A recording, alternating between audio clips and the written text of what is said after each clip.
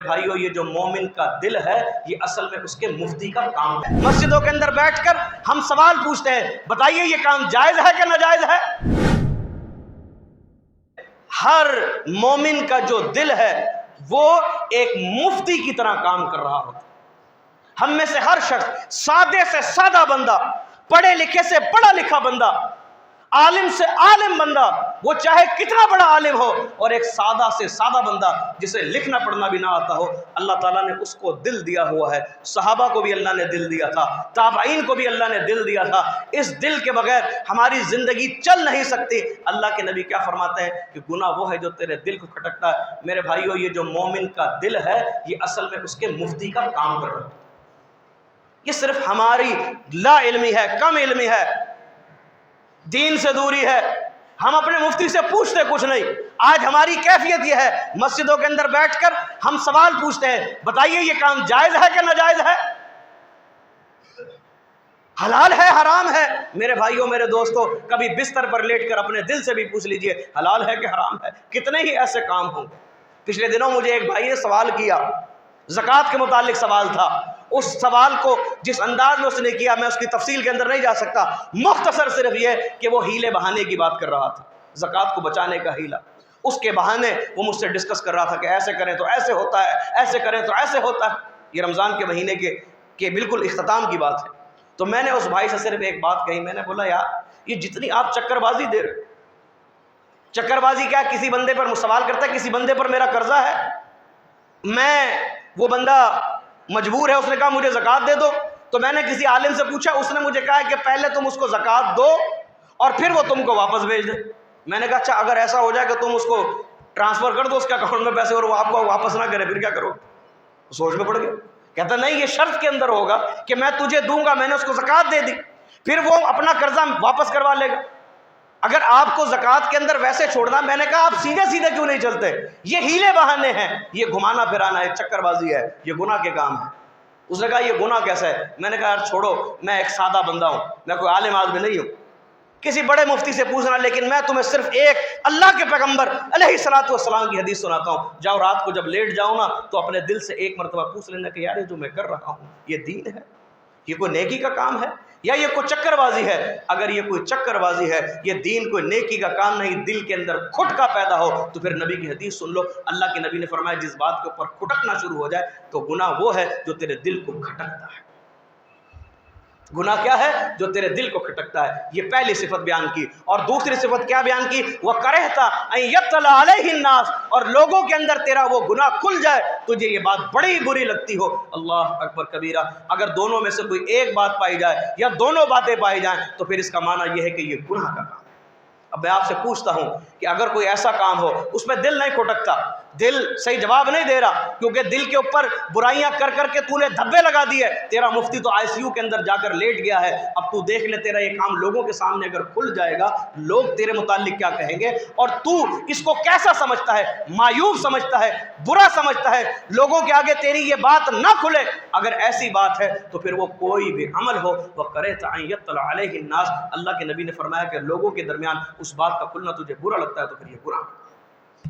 اللہ کے رسول صلی اللہ علیہ وسلم نے بیان فرما دیا، اب دیکھنا شروع کر دیجیے، اپنے اعمال کا خود جائزہ لیجئے کہ یار یہ عمل کر رہا، میں بعض اوقات عمل کرتا، برائی کرتا کرتا بندہ آگے بڑھتا، دل اس کا کھٹکا کھاتا کوئی نہیں، ایک دفعہ دو دفعہ تین دفعہ اگر ایک ہی برائی کر لے پھر اس برائی کے اندر دل کھٹکا نہیں کھاتا، یعنی ہوا کیا ہے؟ دل صحیح کام نہیں کر رہا۔ پر دوسری چیز یہ ہے، لوگ اگر اس کے متعلق جانیں گے اب دل تجھے کیا کہہ رہا ہے، اگر لوگوں کے درمیان یہ بات کھل جاتی ہے، یہ کاروباری حضرات اس بات کو خوب جان لیں، حلال حرام کو پہچاننے کا سب سے پہلا بہترین طریقہ یہ اپنے مفتی سے خود پوچھو، یہ مفتی کیا کہتا ہے۔ ہاں اگر یہ مفتی تمہیں مطمئن نہ کر سکے تو پھر کسی بڑے مفتی اعظم کے پاس بھی آ دینا، لیکن پہلے اپنے دل سے تو پوچھنے کے جائز بھی ہے، وہ تیرا دل تجھے کیا کہتا ہے۔ اللہ اکبر کبیرہ۔ تو فرمایا کہ دوسری صفت یہ ہے، لیکن پھر ہم نے دیکھا کہ بعض لوگ ایسے بھی ہیں کہ جو گناہ بھی کرتے ہیں دل میں سے کھٹکا آتا کوئی نہیں، کلمہ نبی کا پڑھنے والے ہیں، گناہ کرتے ہیں دل کھٹکتا کوئی نہیں، اور ان کا گناہ لوگوں کے سامنے کھل جائے اس بات کی پرواہ کوئی نہیں۔ آج آپ ہمارے منسٹر حضرات اٹھا کر دیکھ لیں، ہمارے سیاستدانوں کو اٹھا کر دیکھ لیں، ان کی برائیاں، ان کے برے کام لوگوں کے سامنے کھلے ہوئے، اور شرمندگی ان کو بالکل نہیں ہوتی۔ ایسے آپ کو بے شمار لوگ ملیں گے، وہ دللے سے ٹیلی ویژن کے اوپر، میڈیا کے اوپر بیٹھ کر یہ باتیں کر رہے ہوں، ہاں یہ ہو گیا تو کیا ہوا، فلاں بھی تو یہ کرتا ہے۔ اس کا معنی یہ ہوا کہ دیکھیے کہ اب دل کھٹک کوئی نہیں رہا، لوگوں کے سامنے بات کھل گئی، برا لگ کوئی نہیں رہا، تو پھر اب مسئلہ کیا ہے میرے بھائی میرے دوستو؟ پھر یاد رکھیے کہ اس کا جو مفتی ہے اس نے بالکل کام کرنا چھوڑ دیا۔ اور یاد رکھو جس کا مفتی یعنی دل کام کرنا چھوڑ دے، پھر اس کے اوپر کوئی قرآن کی آیتیں اثر نہیں کرتی۔ آپ کہتے ہیں نا کہ یار درس قرآن ہو رہا ہے، عجیب لگ رہا ہے۔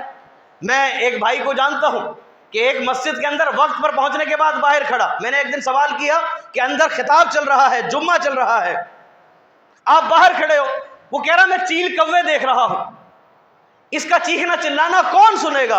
اللہ اکبر کبیرہ۔ اس کا معنی یہ ہوا میں آپ کے سامنے اس بندے کی بات کر رہا ہوں جس کو آپ کہیں گے یہ ہمارا منہجی ساتھی، اس کے منہج کا آج حال یہ ہے کہ اندر کھڑا ہوا ایک عالم دین، وہ منبر پر کھڑا ہو کر اللہ کے پیغمبر کی حدیثیں سنائے، رب کا قرآن سنائے، یہ کہے میں چیل کوے دیکھ رہا، اس کا چیخنا چلانا کون سنے گا؟ بنیادی وجہ کیا ہے؟ اتنے گناہ کر لیے، اتنے گناہ کر لیے، اتنے گناہ کر لیے کہ اب دل تیرا پورا سیاہ ہو چکا۔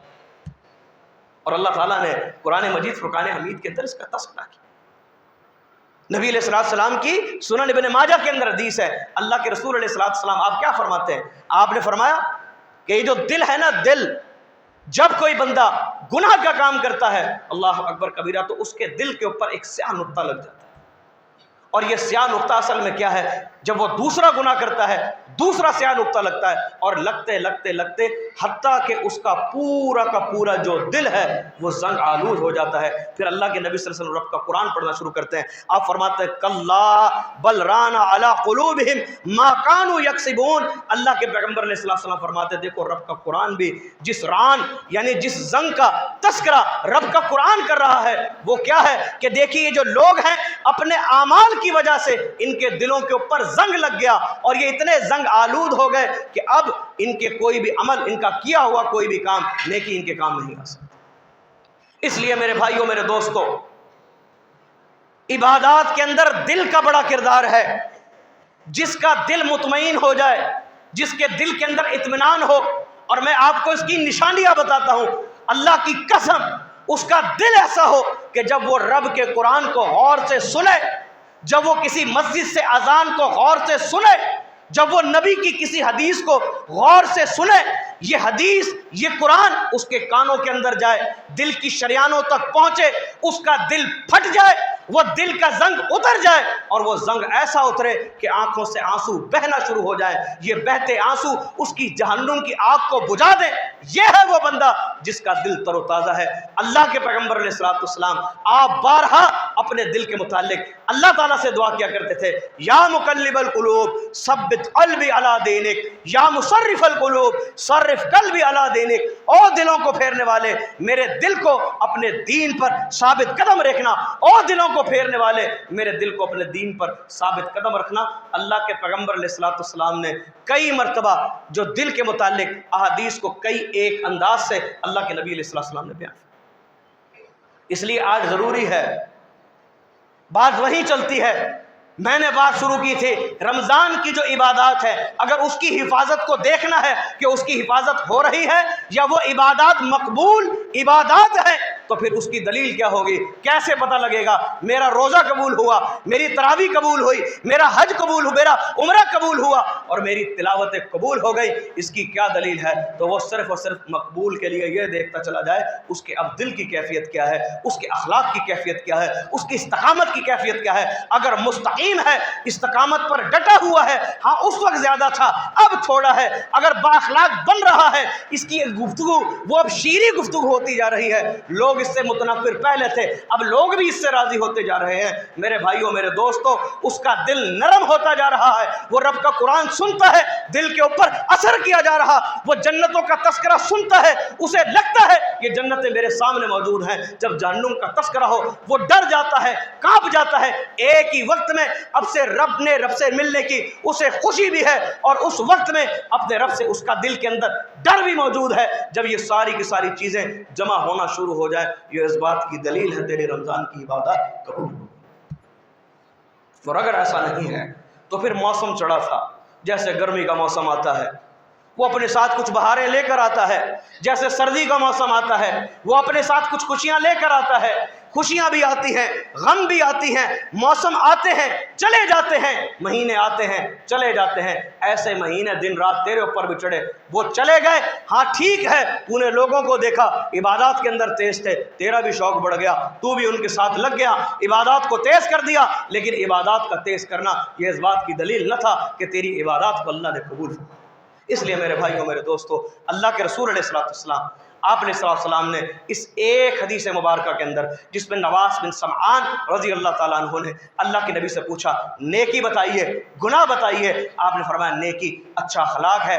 گناہ کے متعلق بیان فرما دیا, گناہ وہ ہے جو تیرے دل کو کھٹکتا ہے اور جس کا ظاہر ہونا لوگوں کے اندر تو برا جانتا ہے. ایک آخری بات سمجھ لیجئے کہ اگر کوئی بندہ اتنے گناہوں کے اندر مبتلا ہو جائے کہ اس کے اوپر قرآن اثر کوئی نہیں کر رہا, نبی کی تعلیمات اس پر اثر کوئی نہیں کرتے, وہ جہنم کے تذکرے سنے تو ہنستا ہے, یعنی اس کا دل اتنا پتھر سخت ہو چکا ہے, تو ایسے بندے کو چاہیے کہ پھر وہ صدقہ کرے. ایسے بندے کو چاہیے کہ اللہ تعالیٰ سے دعائیں کرے, کیونکہ دعاؤں سے, صدقات سے اس کا دل کیا ہوگا, اس دل کے اوپر ایک نیکی کا نقطہ لگے گا, اور جیسے نیکی کا نقطہ لگے گا یہ منور نقطہ ہوگا, پھر اس کے بعد اللہ اس کو مزید توفیق دے گا, وہ نیکیاں کرتا چلا جائے گا, اور اس کے سیاہ دل کے اوپر, زنگ آلود دل کے اوپر یہ دھبے لگنا شروع ہوں گے, حتیٰ کہ وہ زنگ جو ہے جھڑ جائے گا, وہ سیاہ جو دل ہے وہ ایک مرتبہ پھر منور ہو جائے گا. اللہ کے نبی فرماتے ہیں بندہ مومن کا دل اللہ تعالیٰ کی دو انگلیوں کے درمیان ہوتا ہے, اللہ جب چاہے اس کے دل کو پھیر دیتا ہے. اس لیے اپنے رب سے بارہا یہ دعا کیا کرو, یا مقلب القلوب ثبت قلبی علی دینک, یا مصرف القلوب صرف قلبی علی دینک. اور دلوں کو پھیرنے والے میرے دل کو اپنے دین پر ثابت قدم رکھیو, اور دلوں کو پھیرنے والے میرے دل کو اپنے دین کے اوپر ثابت قدم رکھیو. اللہ تعالیٰ مجھے اور آپ کو کتاب و سنت پر عمل کرنے کی توفیق عطا فرمائے. اقول قولی ھذا استغفر اللہ.